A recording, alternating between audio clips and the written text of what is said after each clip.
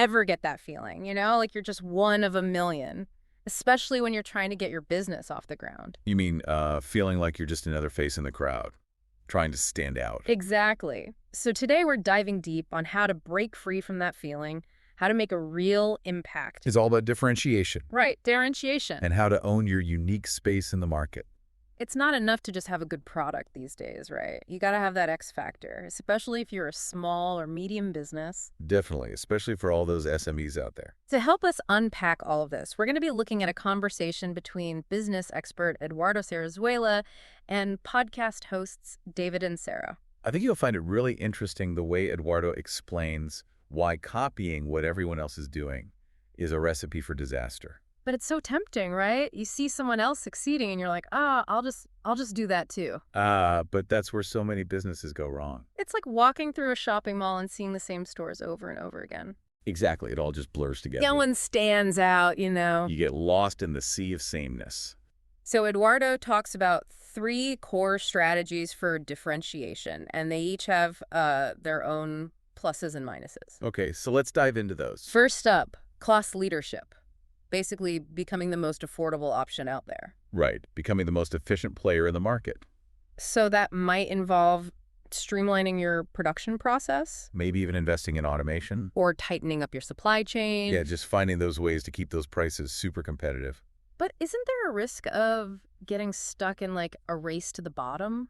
Where you end up sacrificing quality or profits? Yeah, that's a great point. A lot of people fall into that trap. How do you balance affordability with maintaining that level of value? It's not about cutting corners. It's about being strategic. Cost leadership is really about optimizing every step of the process. So you need to really know your numbers inside and out. You have to be laser focused on efficiency. Okay, I can see how that would take some serious know-how. But what about the businesses that are trying to stand out by, offering something different, something new? That's where our second strategy comes in. Right. Differentiation through innovation. Okay, so we're talking about creating a product or service that's completely unique. Right, something that really fills a gap in the market. Like those late-night infomercials, but in a good way, right? Exactly, it's about solving a problem in a new way. Do you have any examples of businesses that have nailed this strategy? Think about Starbucks, for instance. Okay, so like they don't just sell coffee, they sell a whole experience. Exactly, a place where people can relax, work, socialize. They've created a whole atmosphere. It's not just about the product, it's about the feeling you get when you're there. But not every business is trying to build a global brand like that.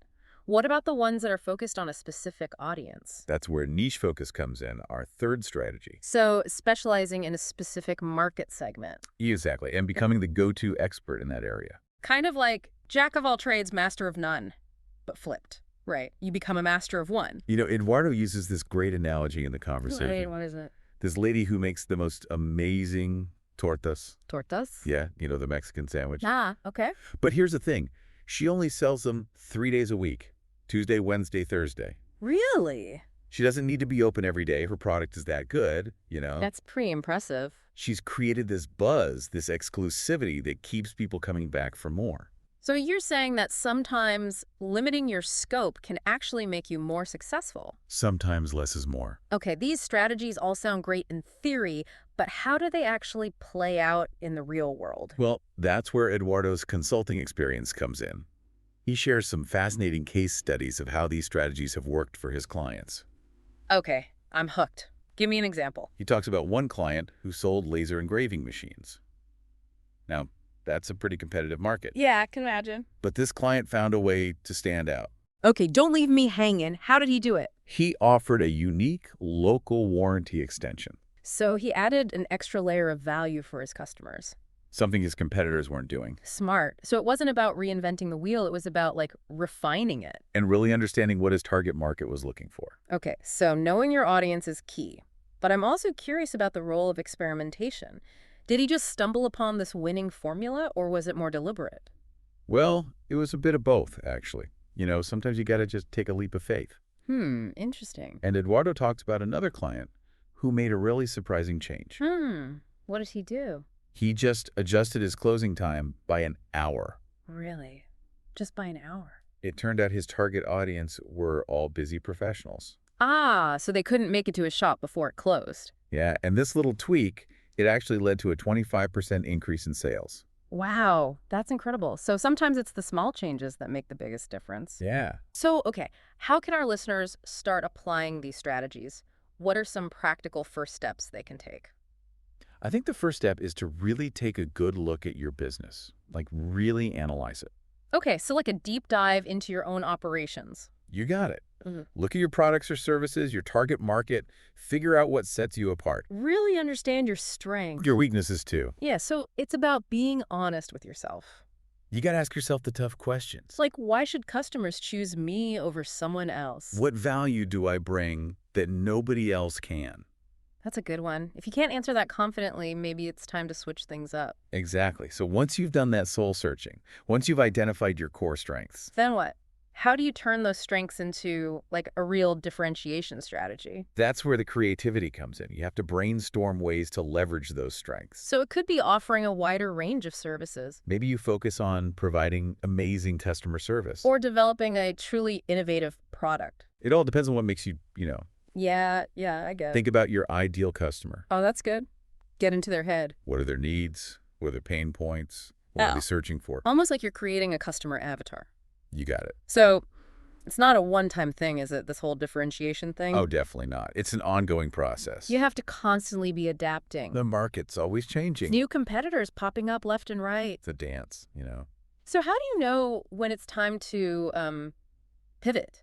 Like when your strategy needs a refresh?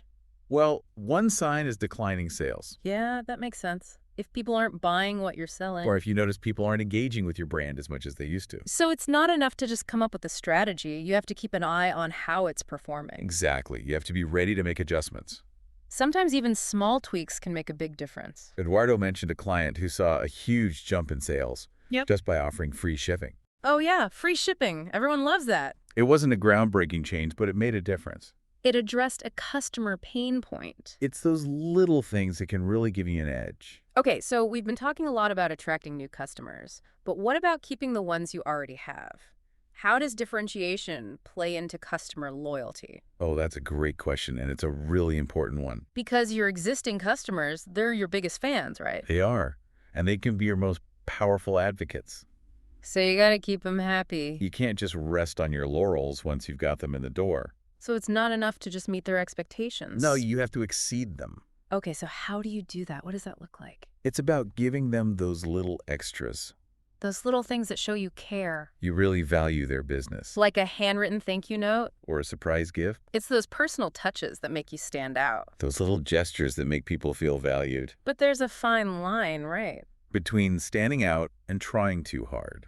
You don't want to seem inauthentic or gimmicky. That's why it's so important to stay true to your brand identity. Your differentiation strategy should be an extension of who you are.